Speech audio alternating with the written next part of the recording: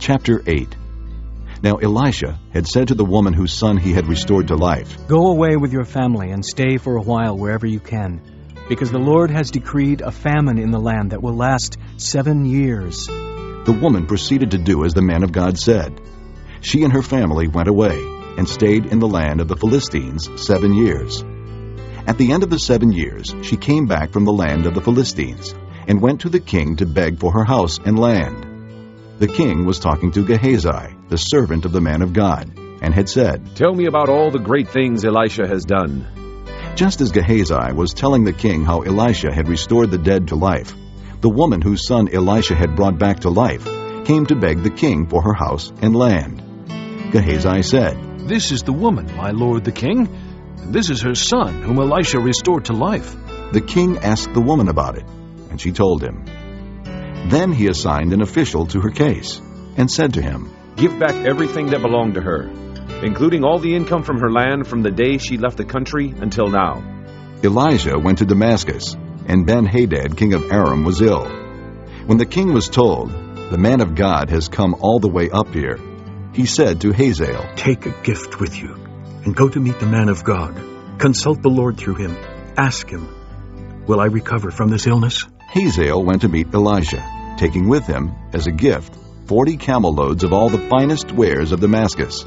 He went in and stood before him and said, "Your son, Ben-Hadad, king of Aram, has sent me to ask, will I recover from this illness?" Elijah answered, "Go and say to him, 'You will certainly recover, but the Lord has revealed to me that he will in fact die.'" He stared at him with a fixed gaze until Hazael felt ashamed. Then the man of God began to weep. "Why is my lord weeping?" asked Hazael. "Because I know the harm you will do to the Israelites. He answered, You will set fire to their fortified places, kill their young men with the sword, dash their little children to the ground, and rip open their pregnant women." Hazael said, "How could your servant, a mere dog, accomplish such a feat?" "The Lord has shown me that you will become king of Aram," answered Elijah. Then Hazael left Elijah and returned to his master.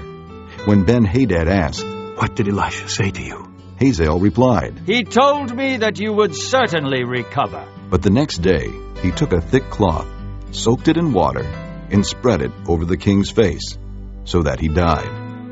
Then Hazael succeeded him as king.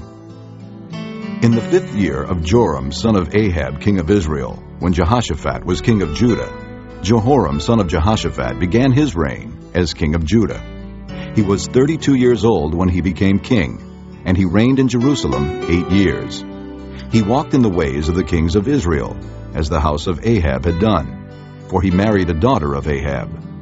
He did evil in the eyes of the Lord. Nevertheless, for the sake of his servant David, the Lord was not willing to destroy Judah. He had promised to maintain a lamp for David and his descendants forever.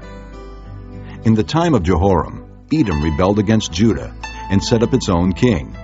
So Jehoram went to Zair with all his chariots. The Edomites surrounded him and his chariot commanders, but he rose up and broke through by night. His army, however, fled back home. To this day, Edom has been in rebellion against Judah. Libnah revolted at the same time. As for the other events of Jehoram's reign and all he did, are they not written in the book of the annals of the kings of Judah? Jehoram rested with his fathers and was buried with them in the city of David. And Ahaziah, his son, succeeded him as king. In the 12th year of Joram, son of Ahab, king of Israel, Ahaziah, son of Jehoram, king of Judah, began to reign. Ahaziah was 22 years old when he became king, and he reigned in Jerusalem 1 year. His mother's name was Athaliah, a granddaughter of Omri, king of Israel. He walked in the ways of the house of Ahab, and did evil in the eyes of the Lord, as the house of Ahab had done, for he was related by marriage to Ahab's family. Ahaziah went with Joram, son of Ahab, to war against Hazael, king of Aram, at Ramoth-Gilead. The Arameans wounded Joram, so King Joram returned to Jezreel to recover from the wounds the Arameans had inflicted on him at Ramoth in his battle with Hazael, king of Aram. Then Ahaziah, son of Jehoram, king of Judah, went down to Jezreel to see Joram, son of Ahab, because he had been wounded.